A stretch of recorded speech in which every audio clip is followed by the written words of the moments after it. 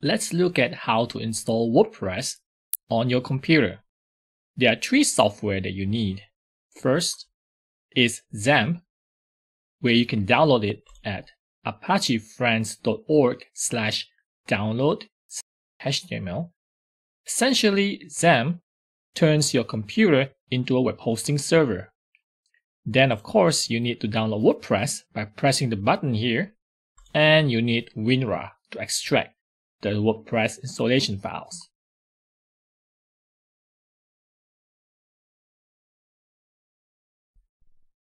Once you have installed Xampp on your computer, you should be able to see something like this, the Xampp control panel. And you should have two things running, Apache and MySQL, indicated by this green color here. And then you should have a folder called Xampp. It should be available on the hard drive that you installed Xampp. So in my case, it is C, followed by the name Xampp. Well, yours should be called Xampp, not Xampp3. Mine is called C drive Xampp3. Yours should be something like this, if you chose to install it on your C drive. Now, under that folder, you should be able to see another subfolder called htdocs. Click on this folder, and this is where you should save your WordPress installation file. As you can see, mine is here. So what I'm going to do next is I'm going to extract this zip file on this folder. So I'm going to right click and I'm going to use WinRAR to extract it here. So I'm going to choose extract here. Then you should see a new folder called WordPress. So these are all the installation files for WordPress. So the next thing you need to do is to open your browser and go to localhost/phpMyAdmin to set up your database. So you should be able to see something like this. So you need to go ahead and create a new database for WordPress. Click on this word new here and give it a new name. Say WordPress perhaps. And create. So now you have a new database called WordPress, as you can see here. Then open a new tab and go to localhost/WordPress and press enter. Right, so we're going to start the installation for WordPress. So first select the language. English will be mine. Continue. And you need to prepare your database name, username, password, and your database host name. Let's go. So the database name is WordPress.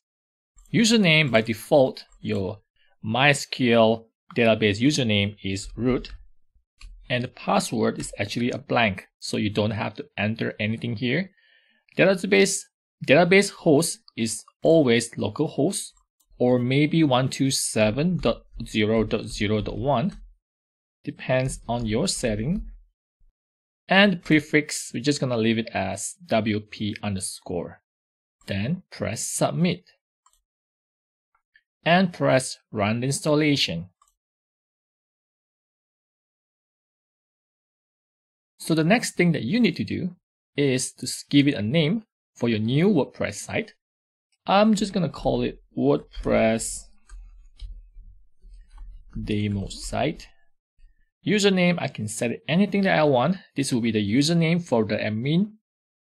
So I could always call it admin, which is very common, but sometimes they recommend you to not to use admin. So because admin is a very obvious username that administrator always use, so it's easily hackable. So perhaps you can call it something else. Your name, your email address, or whatever. So I'm just going to call it admin for now, and I'm just going to give it a password of 123456. Of course, you should not do that, but for this demonstration, I'm just going to do this.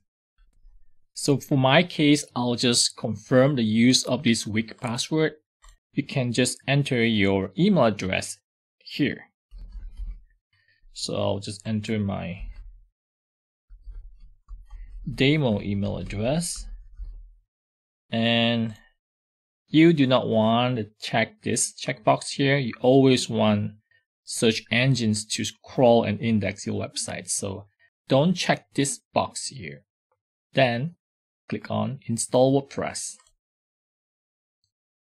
So that's it. That's all to it. Your WordPress has been installed, so you can go ahead and log in as an administrator. So to log in, just click on Login here. Enter that username that you chose and also the password. You can always click Remember Me here and go ahead and log in. So there you have it. So now you have a WordPress running from your computer.